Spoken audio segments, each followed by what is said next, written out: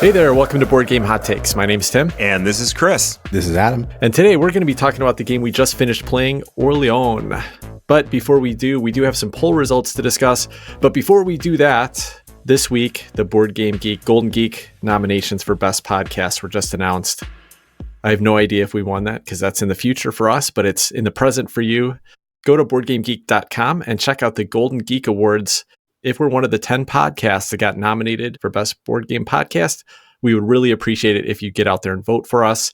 The top 3 podcasts that get the most votes in this will get, obviously, first place and then some runner-up awards. So we'd love your vote, love to show up. Last year when we got nominated, it brought tons of new listeners. Lots of people checked us out for the first time. A runner-up spot would get us even more listeners. More people would get exposed to the show, learn about Board Game Hot Takes, and become a part of this great community. So please get out and vote for us. We would really appreciate it. All right, let's jump into our poll. This week, we're talking about the game Orleans, and our poll was about games based around French cities. A silly little poll here, the Battle of the Boards. So I said, which board game based on a city in France is your favorite? And the options I gave were Carcassonne, Orleans, or Paris. These are 3 well-known board games based on cities in France. And then also gave an other option. So 21% said Carcassonne, 50% said Orleans, 7% said Paris, and 21% said other. Now, I'm not going to ask you guys how you answered this because you just played Orleans for the first time tonight, or in Chris's case, the first time in a long time. So instead, I'm going to ask you, have you guys been to France? And if so, what's your favorite French city? Tim, I have never been to France. I would love to go. I heard the south of France is beautiful. I'd love to go on the Mediterranean coast, but also up on the northwestern side, there's a patch that touches the ocean up there in a little surf town. I'd love to check out that part of France too. I don't know. There's so many board games about France with so many city names. I thought it was crazy and kind of comical. So I sort of suggested this post to you. I didn't know Paris actually had a board game, but it's Kiesling and Kramer, the famous duo, designed that one. Yeah. Yep. So I'd like to check that one out. But no, I've never been to France. I'd love to go. What about you, Tim? Have you ever been? I've been to France, once. It was actually my first international trip I ever took. I was 30 years old, way older than I should have been for my first international trip, especially to our European listeners who all you have to do is like drive an hour to get to another country.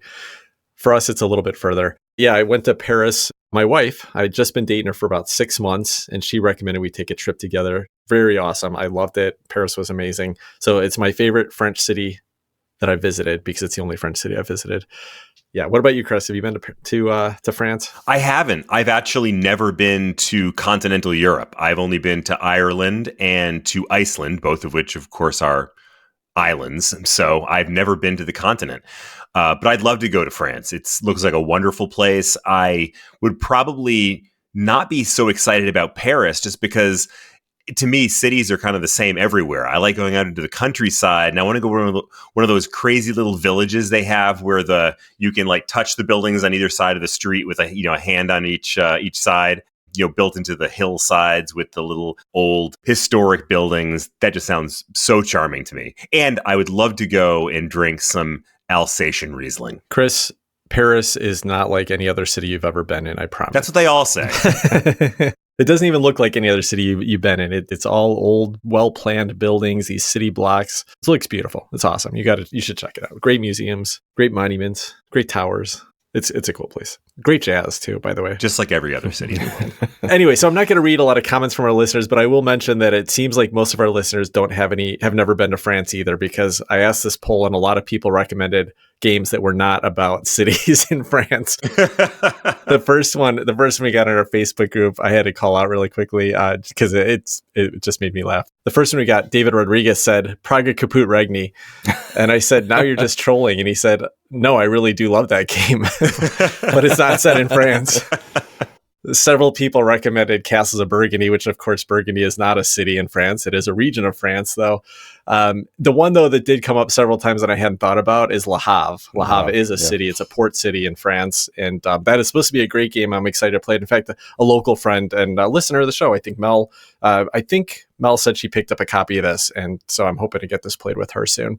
Le Havre, that is. But anyway, fun little question, and interesting how many people were passionate about Orleans in this. So let's talk about how you guys feel about Orleans right after a description of the game. In Orleans, 2 to 5 American players compete to see who can pronounce the name of this game with the least ridiculous French accent. Just kidding. What they're really doing is assembling the best team of farmers, merchants, monks, knights, and a variety of other very familiar characters to dominate the world of trade, science, and construction in medieval France, which I'm confident has never been done before. The action takes place over the course, there's a little sarcasm there in case you weren't reading it. The action will take place over the course of 18 rounds, each of which is further broken down into 7 distinct phases. This sounds like a lot, but in reality, most of what really matters in this game comes down to 2 things. Players drawing worker chips, which I'm saying with air quotes, from their personal bag and then assigning them to tasks, either on their player board or on a shared central board. Everything else will flow from the actions that the players take. And there are a lot of actions to choose from. Some are as simple as collecting another worker chip. Now, this is important for a couple of reasons. This game is a bag builder at heart, and the worker chips are what you're pulling from the bag. Also, the workers are all different. So, for example, a monk may be able to take an action that a knight can't, or a farmer can do things that a builder can't do. So having a bag full of the right workers is the key to success. The other actions are pretty diverse and range from spreading out your influence on a central map, building trading stations, collecting goods, and doing good deeds for points and other benefits. At the start of each round, players will reveal a new event tile that drives the action.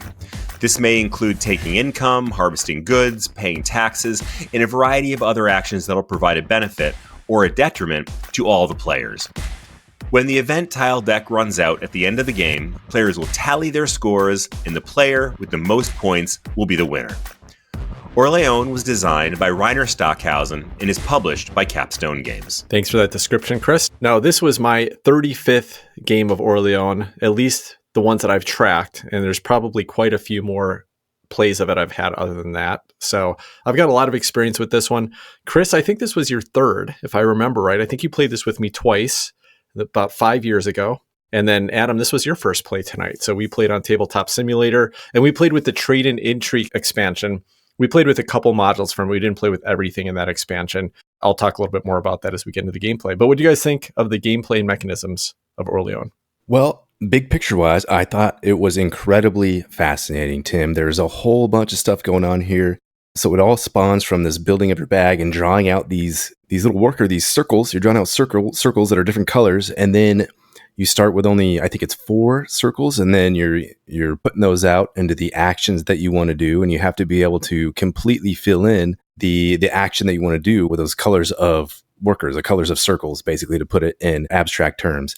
So just that mechanism right there, I thought that was incredibly fascinating. I can't think of anything else that plays like that. It's not really worker placement. It's sort of like fractional action management, chip management. I don't know what you want to call it. It was really neat the way you're adding these colored circles into your bag, drawing them out, and from there, this explosion of actions and directions to go kind of happens. So that mechanism right there is where I'll start. Yeah, there's a whole lot of interesting decisions that come out of this, the way that your actions are chosen here, and it develops so uniquely over the course of this game because you start the game with just 1 of 4 of the basic colors, and you can get more of those types of followers, but there's a couple other follower types that you can get over the course of the game as well. So I think there's a total of 7 different colors that you could get. And what this turns into is that you get these followers by taking actions on the board that are generally kind of building your engine. For example, you can go to the castle space and you pick up a knight follower, which is something you don't start with at the beginning of the game. And you need the knight follower to do certain other actions. But at the same time, it moves you up this little track. And the benefit that track gives you is that you then can draw more followers out of your bag in future rounds. You start at the beginning, you can only draw 4. The first time you take that castle action, you can then start to draw 5 the rest of the game, and it goes up from there. So sometimes you're going to be building your engine and you're like, okay, I want to keep doing that thing and making that part of my engine better. Except then you end up with this clutter of certain types of followers in your bag. And so that's a really fun choice that you have to play around. So sometimes you're pulling followers out of your bag and you're like, oh, I got all these followers. Oh, except they're all red ones now. But my favorite part of the game comes from this action called the Town Hall. So the way the Town Hall works is that this is the way you can kind of scrap your workers. You can get rid of some of those workers you don't want, and you can get benefits for it.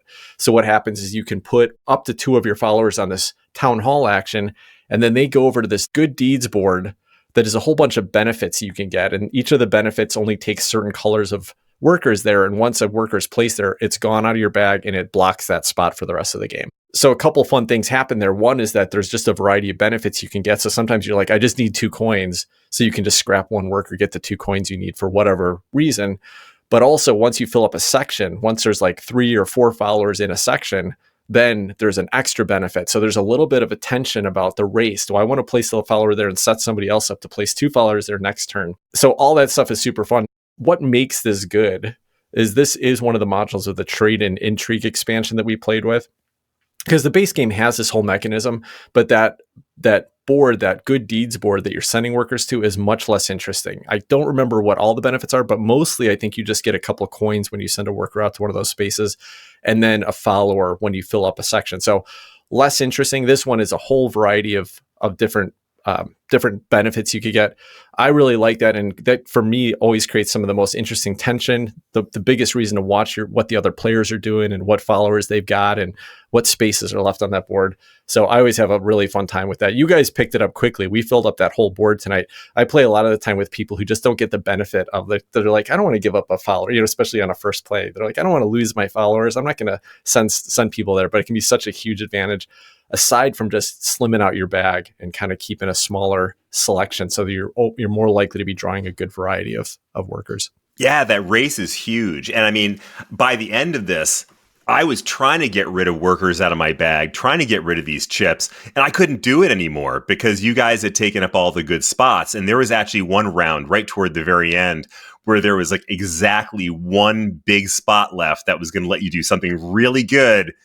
And it all came down to who was the first player. And it turned out that round, Tim was the first player. So he ended up getting that spot. That was super intense. And at first, it didn't feel like it was going to be. Because really, at the beginning of the game, you've only got those 4 workers, and you're trying to draw out as many as you can, and you really don't have any. And so you're quickly trying to build up this bag. But then as soon as you get that bag built up, now you're starting to whittle it down again.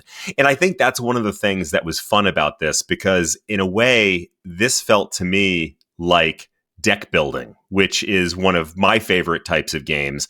And I love scrapping more than I love anything when it comes to deck building.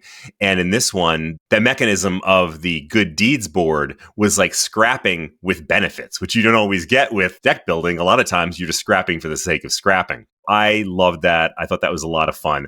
But I actually want to come back really quickly to a point that Adam made. Like, what is this game? Because it's not exactly worker placement. I mean, you're placing these guys, these workers, so that you can take actions, but you're not blocking anybody else out and you're not competing for spaces. So you're not, other than maybe on the good deeds board. It's not exactly worker placement. And then I thought, well, maybe it's more like just using resources. You're putting the resources out there. Your workers are resources that are going to get you this action or that action.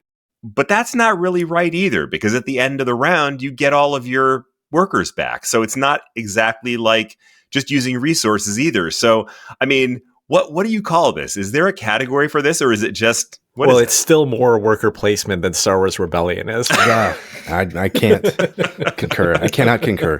A couple things you said, Tim.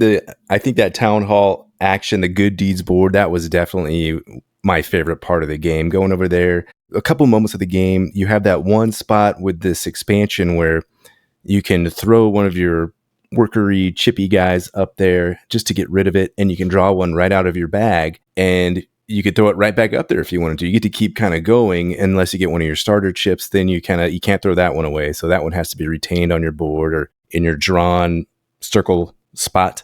So I had that moment where I drew a guy. It wasn't quite what I wanted, but I was able to put that somewhere else. And that next draw was exactly the piece I needed. And it got me to the final spot on that place. So I got to get my little bonus from that thing and the action I wanted to do. So some neat moments come from that good deeds board. And then Chris said it too, the first player was a big deal. I like how first player has to set their board before the second player in turn order has to set their board. So you can kind of look and you say, oh, well, shoot, Tim's going to take that action first. So he can take this action before I can get to it. But in this case, and this happened in the game, I'm going to have to threaten this action anyway to make sure Tim does that action, even though I might not be able to get to it if Tim does take it. So there's this little cat and mouse going on with the way that you're going to adjust what actions you're going to take during the course of the round, if that makes any sense. So that aspect of the game was cool. Chris, you mentioned scrapping with benefits. Everybody loves scrap with benefits. And then you also mentioned that all chips go back in the bag every round. I thought that was a unique element of this game too. So unlike deck building, where, you've seen your crappy cards this hand, so your next hand, is going to be all the good cards that you spend all this money on and stuff. You don't know what chips are going to come out every time. It could be your starter workers every time, unless you could put some of your chips out in spots that were kind of worthless and leave them out there on the board, which is a neat little nuance of this game. I'm going to put these starter workers out here in the university spot that's been gone since 6 rounds ago. So the way you're kind of managing your chip was different and unique, and I really enjoyed that aspect of the game as well. Yeah, and going back to what Adam said about the first player having to lock in their chips, but the thing is like the whole planning phase where everyone's putting their chips on their board is simultaneous up until the moment that the first player says, okay, I'm done. Then the other players can choose to adjust in response. Yeah. But generally, I mean, it's only a few turns where you're not already expecting what the first player might do to get in your way. And so you don't often have to make that change, which means that the planning phase, which is the longest piece of the game, happens simultaneous, and it feels like it goes pretty quick. About the time you're done wrapping up where you're going to put your workers, everybody else is. You're not waiting a long time here. That turns into the actions phase, though, where you start going around and taking the actions. And that also goes really snappy. So this is played over 18 rounds. It feels like this game could go on forever. And I think Chris would say it probably felt like it did go on forever tonight, just because how much he was yawning by the time we got done at the end of the game. I think when everybody knows the game, rounds go quick, turns go quick, you never feel like there's much downtime. It's just constant move, move, move. There's also, like Chris said, like 7 phases in the game, but most of them are move the first player token, give a coin to the person who's furthest up this one track, etc. That all said, my favorite part of this game, aside from that good deeds board, is just the general engine building that happens here. And it's so clever because when you take an action that gives you one of those new followers, you're always getting some bump up. I mentioned the knights already, but there are these ones that will give you these buildings, which are like these extra tiles you put next to your board, and they might be new worker placement spaces. They might be, to some ongoing benefit, some endgame scoring benefit. There's this other one that lets you put these little technology tiles on your board. So you get one of these woodsman workers, which are these brown workers, and then you put a technology tile on a space on your board to cover up one of the spaces of followers to go in. So it makes your actions cheaper. So there's just constant engine building in this game. It's like everything you do is going to make the future game a little bit more efficient or a little bit more interesting. And I think that's really cool. And it's neat because there is this great arc to the game where the first turn of the game, everyone's going to take one action. That's all you can take. And you got to choose which of those actions you're going to take, which of those parts of your engine are you going to build first. And the first few rounds, all you're doing is building your engine. But then you start to transfer over to this map board where people are moving around and putting guild trading houses or whatever, these little buildings out on the board. And that's kind of what the end game turns into. Then it's this competition, this race. Okay, I got to get moving. I got to get building these guild houses so they turn into points. So it's a really cool arc from turning that engine building into point generation, but in an interesting way, that the point generation turns into this cool competition where you're really doing something that seems fun. Yeah, I want to go back to the time aspect of this for a minute, because I think that was something that really kind of stuck out to me. The initial rounds go so fast. I mean, I think it's probably fair to say that we were proceeding through the first half dozen rounds or so at about, 2 to 3 minutes for a round, because there wasn't that much you could do and you weren't thinking maybe as strategically yet and didn't have the right pieces on the board to be able to take a lot of actions. And then it started to slow down quite a bit. I'm not sure if that would change a lot depending on your experience with the game, because I felt like we were moving pretty quickly. I think we got it pretty quickly and we jumped right in. I mean, we jumped in at our starting time today and we went just about 3 hours, which felt fairly long. Like I sort of felt like there was an arc to it where at the beginning we were flying. And then by the middle of the game, it hit a sweet spot and every turn was incredibly rewarding, because I was able to do all kinds of cool things. And then by the last few rounds, I was starting to, kind of drum my fingers and say, all right, I wish these rounds were going a little bit faster than they were. So I don't want to make too much of that because it didn't bother me that much. And maybe that would go a little quicker at a lower player count, or if we're playing, this is my third game, I guess, so my fifth or sixth or seventh game. But I'd be curious to see how that goes on subsequent plays. The good news is I can answer this for you, Chris, because I played it 35 to 40 times. And I can tell you that this is not usually a 3-hour game, even though there is a lot of rounds in it. It is usually 3 players, 2 hours or less, hour and a half to 2 hours. So still not a short game, but it's not a 3-hour game. And I can guarantee you this because I play it with my wife and I play with our friend Jen a lot, and neither of them would ever sit through a 3-hour game. So I guarantee you we're done within 2 hours. They wouldn't keep asking for this game. That's good to hear. I think Chris is right, though. There is, at the beginning of the game, there's not much to do, but in the middle of the game, you have a full bag of circles, and then you're going to be able to draw 6, 7, 8 more workers out. And you're going to have workers that are left over from previous rounds, maybe 1 or 2 workers here. So you're going to be able to do, instead of 2 or 3 actions per round, maybe you're up to 4 or 5 actions per round. So there is going to be that middle section of the game where there's going to be more actions taken per person. So I could see where it did kind of draw out. I felt that, Chris. And I can see that happen in future games. But if Tim says it's going to get shorter, not too long, I got to go with what Tim's saying. And I believe him. In all fairness, this was the first time in a long time that I've played with Chris at the game. So maybe it's the players playing. I don't know. Let's see where this is going. One thing we haven't talked about yet was the big old map. There's a big old boring brown map over there, which gets the job done. It's not overly complicated and overly involved, which I thought was nice. One of the actions you can do is set sail, or you can drive a wagon, and you just move your little character that's on the map 1 space over, and you could pick up a little good along the way. And then you could put a little guild house or trading station, whatever you want to call them. I think it's a guild house action that lets you put in a trading station on the map, is the correct vernacular. I thought that was quick and simple and not overly complicated, and a nice little interaction element. What do you guys think of the map? Again, I think it's always fun because it's one more place where for a Euro, there is a lot of interaction in this game. We talked about the good deeds board. The map is the other place. And it can depend game to game, but because there's all these goods that are randomly placed around the map, so that, and some of them are worth more value, like straight up, like some of the goods on the map are worth 5 points, some of them are worth 1 point, and then there's some in between. So of course you want to get to the silk, that 5-point tokens.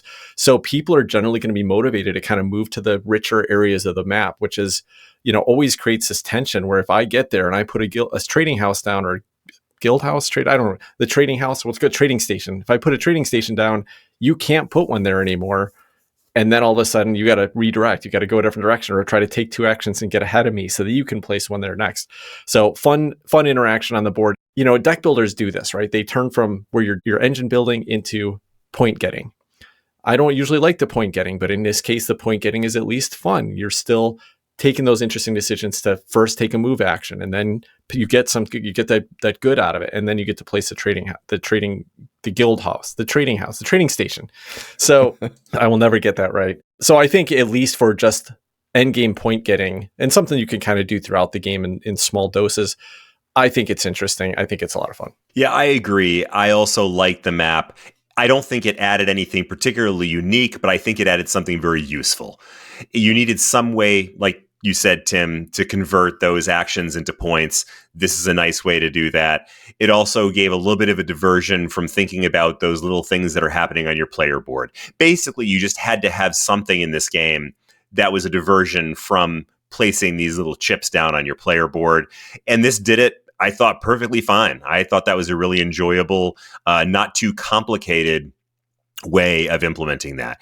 In fact, that's my overall observation of this game. Nothing was too complicated. Yeah. I mean, there were some interesting decisions to be made all the time, but nothing was too complicated. It was an incredibly easy game to learn and to get into pretty quickly. I think the biggest complication of the game, and Tim mentioned it a couple of times, were all these building tiles and the different things that they could do. Mm-hmm. That was the biggest complication. So, there's like, I don't know how many of each level 1 and level 2, 20 or 20 to 30 of each of those. So you're able to get one of those and you're like, what do I want to do now? And I'm going to look through these 20 tiles and flip around. That's kind of guide my strategy the rest of the game. There was some that reward set collection. So maybe that's going to guide how you move around the map or collect these goods. You have to think about that for a little bit. Am I going to be able to do this or do that? Does this make sense?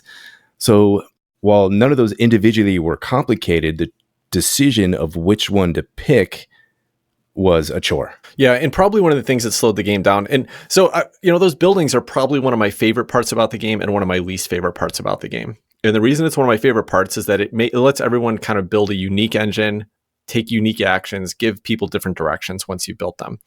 The problem is the way that it was implemented in this game. The way that it's implemented is that when you can take a building, you can pick one from the 40 tiles that are available. You've got a huge stack there. You have to make a choice. Now, I've taught this game to new players sitting at a table without tool tips. It's just iconography on these things.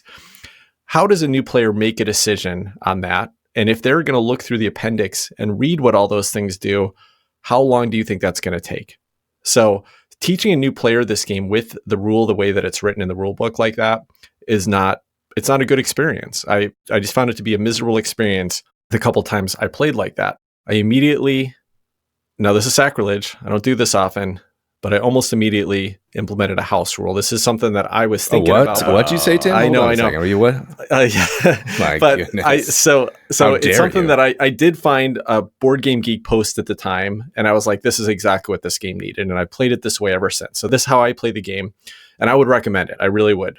Instead of having these two stacks of level 1 and level 2 buildings that you can choose from, you have the two stacks, and then you only put a market of 3 of each tile up, so that when somebody is going to build a level 1 tile, they have 3 choices to make. It does 2 things. One, it makes the decision space a lot smaller and quicker and easier to teach people. When those 3 tiles are up, you just tell them what they do at the beginning of the game. When one gets replaced, you just explain what the new tile does. Super easy to do that. The other reason why this is great, though, is because there is stronger buildings in those stacks. There are better buildings. I played this with some experienced players once, and there was no doubt. The first person takes their first turn, they go and they grab one specific building, and the other players at the table are like, dang it, of course, first player got that building. Well, that's no fun. Then it means that everybody's first turn is scripted. Everybody knows what the right first action to do is. In this way, there's a level of variance, which I really like, even in Euro games, to where your game is going to play out different every game. There's going to be a variety of what's going to come up. You might be building towards a strategy and not see that one building, but that's okay. Maybe it does come up, though. Maybe a strategy you've been working towards, all of a sudden a building comes up that works with it. That's exciting. So for me, I would highly recommend playing it this way. I think you guys would have enjoyed it and found that it went quicker if we'd played that way. But I did want you guys to play with the original rule just so you could kind of see how it's written. What do you think? Do you think that would have been preferable to you, or do you think you would have felt like it was too luck driven, or how would you play it if you had a choice? I would play it using your house rule. I think that's the way to go. There were too many tiles. I mean, there was a lot of tiles out there, and I didn't even bother looking through all of them. I just didn't have the patience to too much iconography, even with the tool tips. But they were important. I mean, I had a tile that I ended up getting that let me jump to the various stages along the development track, which, I mean, I still lost handily, but I mean, it put me in striking range of you guys. It kept me competitive in the game. And so having to parse through all that and try to figure it out without really knowing it well, I think would be very frustrating. And that, actually what it reminds me of is Barrage, where you have those tiles that come out, I forget what they're called, patent tiles, I think. There's the wrench tile, the one that everybody goes for. It sounds like the tile you were describing there. But, maybe you see it, maybe you don't see it. But not having all of that laid out in front of you, I think, would add some nice variability and take away some unnecessary complexity. In your games, Tim, do you take that tile out or you leave it in there? What is that tile that's very strong? Well, frankly, I don't even remember what it was. Again, I wasn't the experienced player at the table. Is that why you beat us by 40, 50 points? Well, I didn't use that tile. I can tell you that. I think it was the one that I showed you guys, the bathhouse one, where you get an extra pole at the beginning. There's another one that I think it's called the guard tower or something, where you can place workers on this board, so you could basically end up sending up to 4 workers up to the good deeds board every round, so it makes it easier to race it. But anyway, there's a couple out there that are just really strong.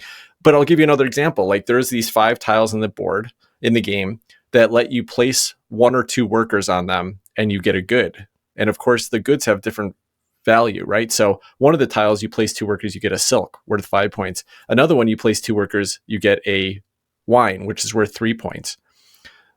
Why would you choose one over the other on that one? I mean, the types of workers you have to use may be a little bit more difficult to get, but I can tell you that I would never choose the one that gives me the cheese when I could get the one that gives me the silk, because it's just a clear, straightforward, better tile. Anyway, again, that's how I prefer to play this game, and I'm not a big fan of house rules. I'm opposed to it, but honestly, I think if I had not used this house rule, I wouldn't still be playing this game. I just think it's not a good game to introduce people to in that way, and it just slows everything down. So anyway, that's my my little tip here. Now, we did play again with the Trade and Intrigue expansion, which added some additional tiles there, which is good because it adds variety, but bad because it adds more choices. And then there was also some promo tiles in here. So we had quite a few. But anyway, I think it's really fun when you get that mix.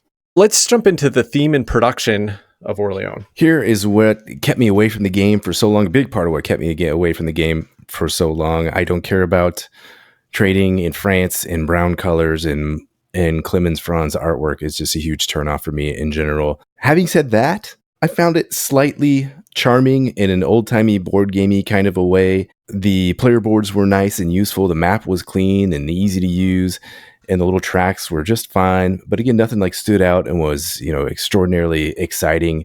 It's a very resource tradey, kind of dull but functional game for me. Yeah, pretty much agreed. This is probably my favorite Clemens Franz production as far as artwork, just the board layout, all the stuff that's on the board. The little follower tiles are colorful and easy to distinguish for the most part. I like the presentation here. I can't wait to hear what Chris has to say because he's got a huge smirk on his face right now. So I do have one ping on the production here, and that is primarily that there's a lot of cardboard chits in this, and the setup is huge because of it. Like all the goods tiles are these white square tiles with a good printed on them. So they're kind of ugly, not very, interesting to look at. But you have, somewhere around 110 of these in this bag. And at the start of the game, you got to pull out a certain amount based on player count, and then you have to randomly seed that board based on the number of players. And then you have to stack up all the remaining ones in their 5 types and put them on a spot on the board because it's a limited supply. So people have to be able to see how many are left so that if they're going for trying to get a lot of cheese or something, they know that it could run out. So it's a ton of setup. And then with all the followers, that's different per player count. So at the beginning of the game, you got to pull out a certain number of them and then stack all the remaining shits on the board. So it's a lot of cardboard. It's a lot of setup. I think it's worth it, but it's like a good 15 to 20 minutes every time I want to get this game set up, and one of the longer ones of games that I play regularly. Oh boy. All right. Where to begin? Well, first of all, it's like they had a contest to see who could come up with the least possible engaging theme you could put on a board game. And Reiner Stockhausen said, "Hold my beer." And then, add to that this really weird cartoony art that's on this thing. I mean, I'm looking at the box cover right now, and I don't know what this is or what it means, but there's these people all waving and pointing at each other, and there's this odd looking knight that's got a face coming out of the side of his head instead of, well, it's not even a face. It's like the little slit on his helmet to look out of, but it's coming out of the side of his head instead of the front of it. And then there's a weird bow-legged lady with a cane. And I don't know what's going on there. I don't get the artistic choice in this. Maybe that's supposed to be reminiscent of some kind of medieval art. But honestly, I found myself half of the game looking at the box cover going, my God, what is happening here? Instead of actually looking at the game. So now, lest you think that is the sum total of my opinion of the game, stick around for the end result of all this. Do we want to play it again? But my goodness, the production on this game, I was driven to distraction by how frustrating I found the production and the theme to be. Well, that strange looking knight helmet on the front cover notwithstanding, like I said, I actually don't mind the artwork and production. I do think it has an intentional look to feel like a medieval type of art style with a comical overlay to it, and it doesn't bother me at all. So, but I get it. That knight helmet, I don't know if that was a choice or an accident, but neither makes sense in all fairness. Otherwise, it's fine. And yeah, the medieval farming thing, boring. It seems like the world's getting away from that these days, and I'm glad about that. It seems like we're moving into more thematic, more interesting themes, and more interesting productions overall. So let's move into our final thoughts, and that is, would you request to play Orleans again? I would request to play this one again. I had a great time playing it, as long as I don't have to set it up. But the mechanics were all here. The interaction was here. I had so much fun managing my little circles coming out of this bag, and how am I going to use these? What actions am I going to do? Where am I going to go around on this map? What do all these different buildings do? I have no clue. Maybe I'll learn 2 or 3 at a time per session, but a lot of fun choices going on in this game. I would absolutely request to play Orleans again. Nice. I've played this game, like I said, 35 sometimes. I think it's really fun. I personally don't request it very often because it's a decent amount of setup, and I think there are just other games that I have a little bit more fun with. But because I have some friends that love it, I'm excited when they ask for it. I love playing meaty Euros, and this qualifies, and so it's great when friends are looking to play it. So fun game that I would say I'm, a moderate fan of. If my wife and our close friend did not really enjoy this game, I probably wouldn't keep it in my collection, but I'd always be happy to play it. Well, so here's where it gets a little bit weird for me, because I don't think I had anything nice to say about the production. I didn't have much nice to say about the theme of this game. And I definitely feel like there was a point maybe where it outlived its welcome just a little bit. But holy cow, I had such a good time playing this game tonight. It's like Pumbaa said about the slugs in The Lion King. There's something oddly satisfying about this. Like putting out those chips and getting those actions, especially as you're building up your turns and building up your actions and your ability to do more things on a turn. That felt so good. So I actually had a terrific time playing this game tonight, and I absolutely would ask to play this one again. Awesome. The one thing I wanted to mention, so we played with the Trade and Intrigue expansion. So really quickly, we talked about the extra good deeds board, which is awesome. We didn't talk about the events in the game, which I think is a really fun part of the game. Basically, the beginning of each round, you turn over a tile. There's, of course, 18 of them because it's 18 rounds. You turn over a tile, and it tells you what event is going to happen at the end of the round, or in some cases, it's an event that changes the game during the course of that round. And in the base game, I think there's only 4 or maybe 5 types of events. They're randomly shuffled in there, but they're all going to show up several times. And it got old really quickly. You could clearly plan for the couple things you need to do. The Trade and Intrigue expansion gives you a huge variety. It's something like 32 different event tiles, and only 16 of them are going to come out. So it adds a huge amount of variety. For me, it's fun because they show up at the beginning of the round. You can plan for it. So it's never too punishing or anything like that, but it gives you some little challenges to work around every round. The last thing that comes in the Trade and Intrigue expansion, which we didn't play with, is this trade module where you're literally given orders where you can move around the map, get to certain locations, and then trade in goods. We didn't play with that tonight. It's pretty fun though.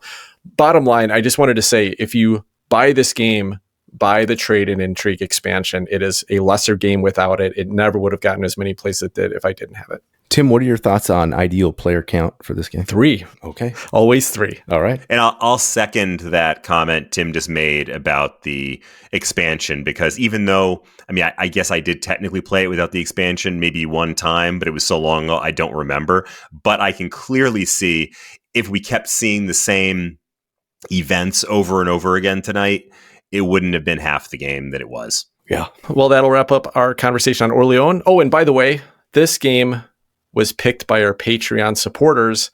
So if you didn't enjoy this conversation, get out there, be a part of it. Join us on patreon.com/boardgameHotTakes, and you can vote on future content that we make. Let's jump into some games that have been on our table right after this.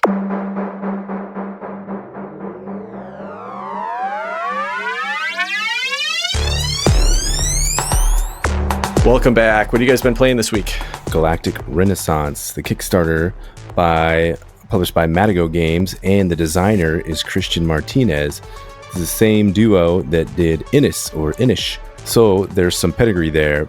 The art here, I'll mention it. Tano Bonfanti. Let me just say the art is fantastic and beautiful, and that comes in the form mostly of art on the cards, which is a big part of this game. So everybody has a similar starting deck. I think there's 7 cards that all do various actions. You're going to add in one kind of special card, one unique card, so there's a little bit of asymmetry as you're going, in addition to the planet that everybody starts with. You have a hand of cards, you're going to do some hand management, and you're going to do some people management. So this is kind of a strange area control game. I'm going to bring this one up to the mountains with us. I'm going to teach this game to you guys, so we're going to try it out up there. I want to get your thoughts. But briefly, in general, you're going to have this world that develops. These planets are going to pop out, and you're going to be able to porthole. You're going to be able porthole. You're going to be able to portal to these different planets through these little gates. So you have access to some planets, or maybe some planets are only sort of connected to other planets. So unlike a physical game board, you just have these different planets that are connected through these imaginary paths. There's no canals and there's no train tracks. There's nothing physical like that. And they just go through these different things. So that's how these planets are connected, which I think that's kind of a neat mechanism. Every little planet does something kind of different. There's a little card that comes out with them. And it's not strict area control. It's more sort of diplomatic is a big selling point of the game. So you have all these ambassadors that you're going to put out on these planets, and there's different criteria for them. So maybe you want to have the majority, straight up majority on one planet, and that'll give you some points.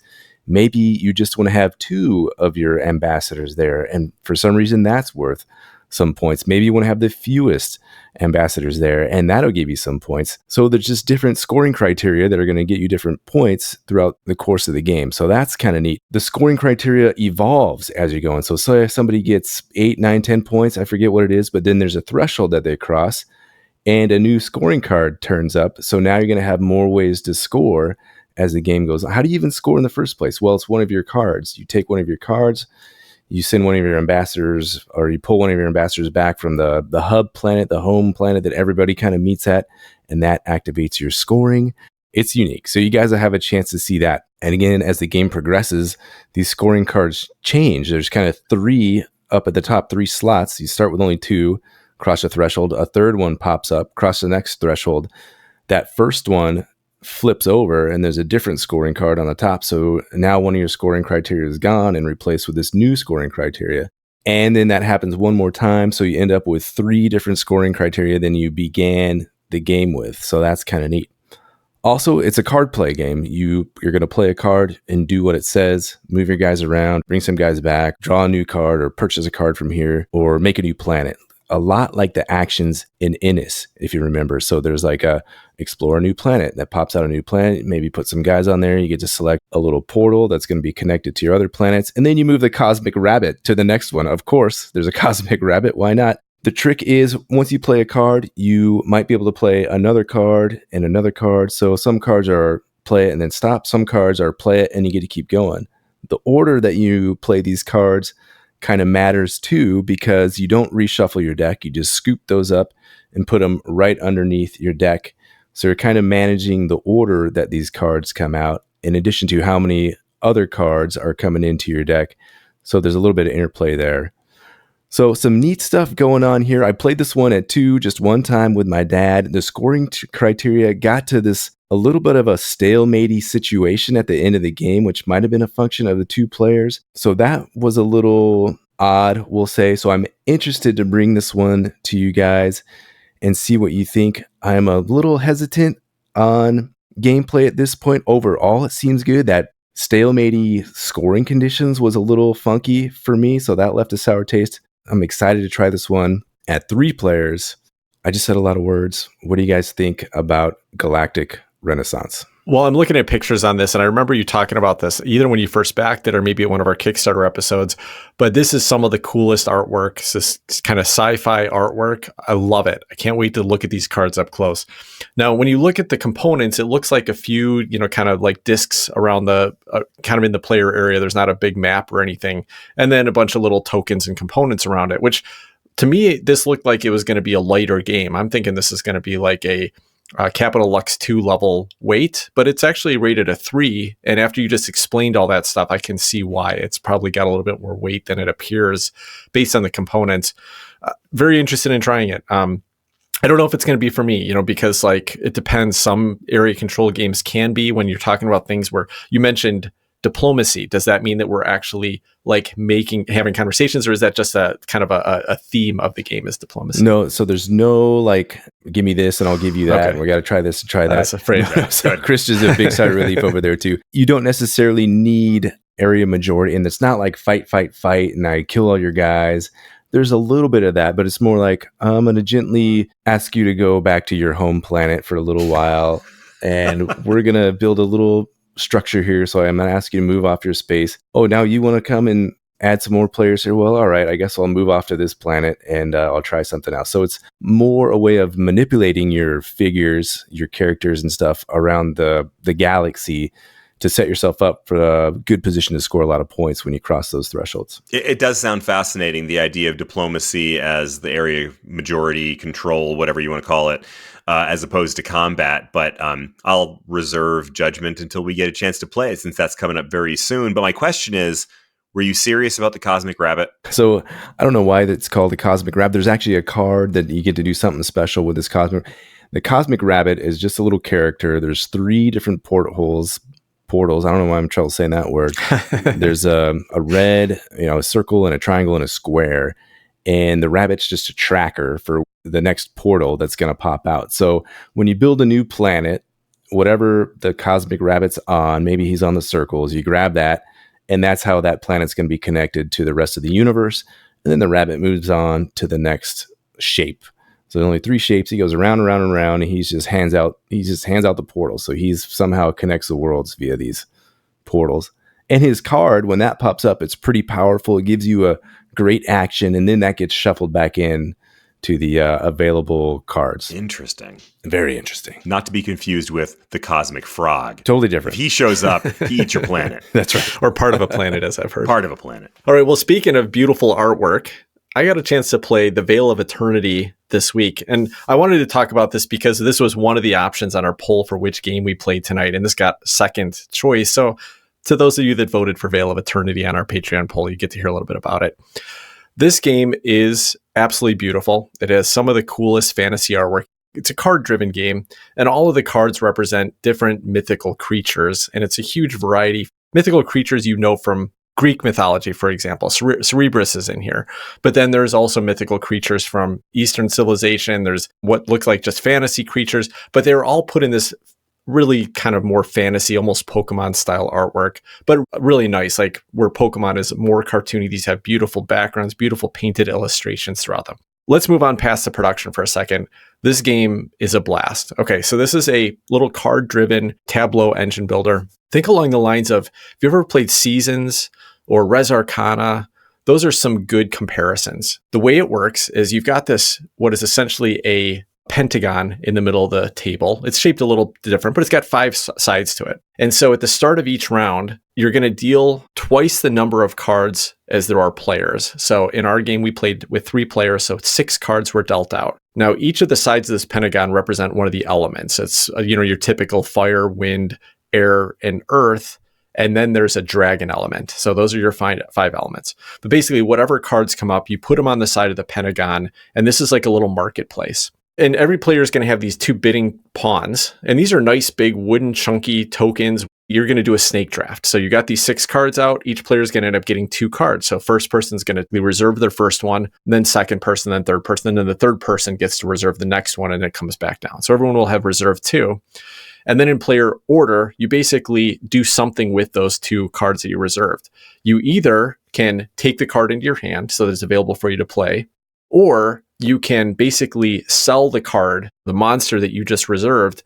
This is one of the really neat things about it. The way the economy works is that you can never have more than, I think it's 4 element stones. The element stones are the type of currency, but they're different denominations. There's a 1, a 3, and a 6. So if you take, for example, the fire element, it just gives you 3 1s. If you take the earth element, I think it gives you 4 1s. But if you take the water element, it's going to give you a 3 token. So you would think, okay, well, the 4 1s is better than the 3, except if you get the 4 1s, you've just used up all the space for currency. You can't pick up any more tokens in your hand. So that's a really interesting choice. Not only are you deciding whether you want to bid on one, but you might bid on the dragon, one of the dragon cards, because you can just get a 6 if you just sell it instead of actually getting the card for it. So it's a really cool decision. The reason you're getting these dragons or these element stones is because you're actually going to spend them to play the cards that are in your hand. Now, this game is played either to 10 rounds or it's played to 40 points. But the way all these cards work is, let's say you had a card in your hand. In the first round, you can only have a maximum of 1 card in your tableau. So you couldn't actually play 2 in the first round, but you could play 1 card. Each of the cards either does something when you play it, it does something at the end of the round, or it does something like there's an ongoing effect on some of them. So you're trying to build up this tableau where these cards combo together. So you might have a card that says gain 2 coins for each grass element you have in your tableau. And so then you're trying to collect other grass elements to go with it. But there's lots of interactions that are more interesting than that. Lots of cards that let you return other cards to your hand to get a benefit, to get coins. Cards that let you mess with other people's tableaus. This feels like a really light version of like a Magic the Gathering, a card-driven, fantasy-based game. I mentioned Seasons. That's a great example where you're kind of using a different type of purchase mechanism to buy this tableau of cards and build up a tableau of cards that turns into a little engine that gets going and escalating over the course of the game. Really fun, beautiful artwork. I had a blast with this. I want to play it again. I only played it one time. I thought it was awesome. I thought for what is a little tiny box, it was an amazing production and a really wonderful engine builder. I think, just the variety in cards, the variety of different combinations you can get, this is going to bring it back to the table so many times. And I think you could have a blast with it. Tim, I think the art looks charming here. How many players did you play this one at? Oh, I played 3. I think it's got to play up to 4. It definitely plays up to 4 at least. I'm checking the player count right here now. It goes up to 4 players. Yeah. So we played it at 3 and it was awesome. I think it would be pretty fun at 2 even.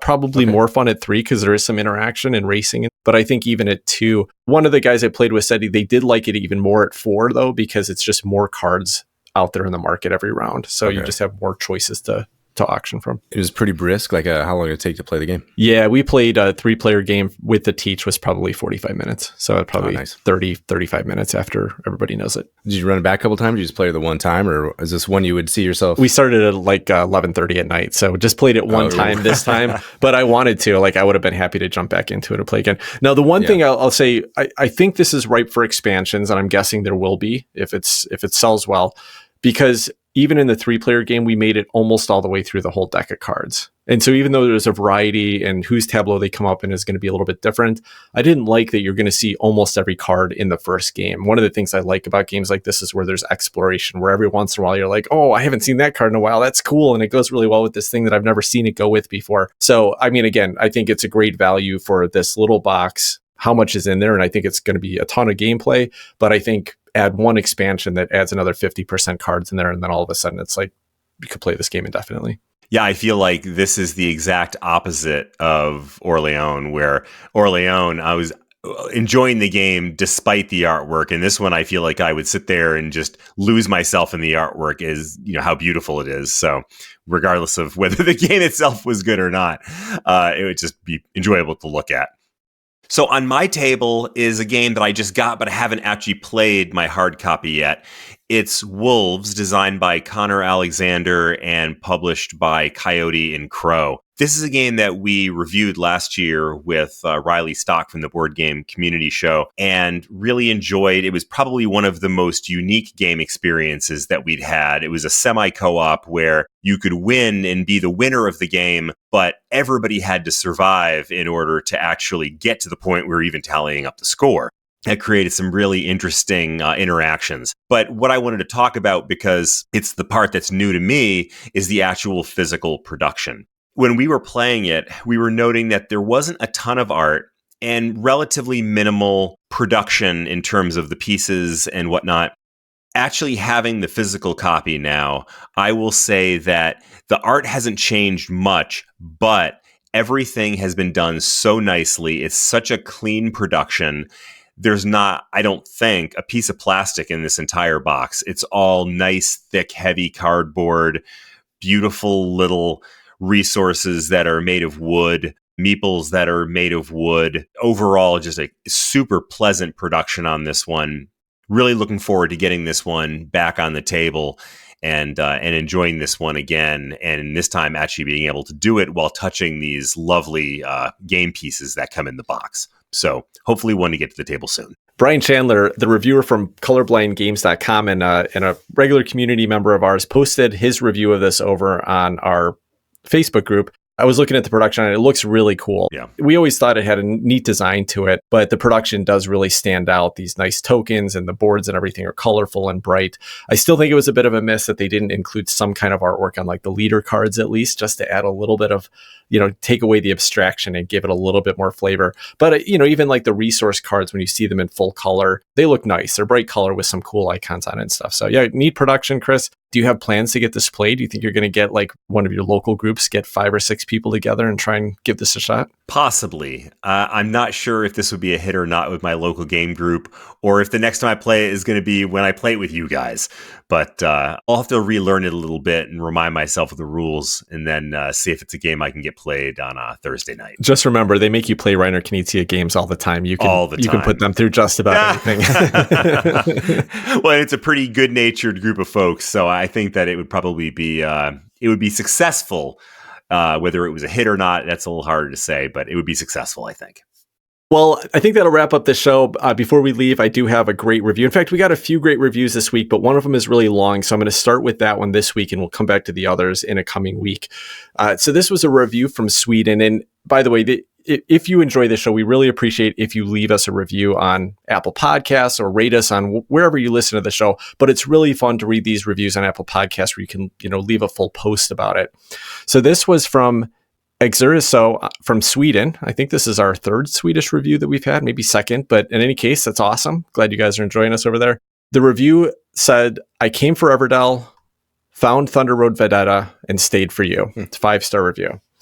They said, hi, and thank you for a great podcast. I've played some board games during my life with focus on early 2000s Euro games like Catan, Carcassonne, and so on. Magic the Gathering has been with me for a large portion of my life. But during recent years with small children, I haven't prioritized playing it at all. So I'm going to call out this is a really long review. I'm going to call out just a couple statements here. We're not going to read over the whole thing, although we really appreciate it. Every word of it was awesome. They said, I recently came back to more board gaming and a friend introduced me to Everdell at the beginning of 2024. So very recently, we're talking just a few months ago here. So as I usually do with a new interest, I scanned the web for resources and stumbled upon your podcast, among others. I really like the way you communicate and you gave me the kind of input I was looking for. I listened to a few episodes of several podcasts, but yours is the only one that stuck. Boy, am I glad it did. Not my wallet, though. The excitement you had when you talked about Thunder Road Vendetta got me intrigued. And he goes on to talk about how he couldn't find a local copy. And then the Kickstarter came out and he just went all in on the $300 all-in version. Man. By the way, so did Chris and I. So you're not alone there. I hope you enjoyed as much as we did. But then he goes on to say, even though I once more listened to other podcasts for Thunder Road Vendetta content, I still kept leaning towards you guys.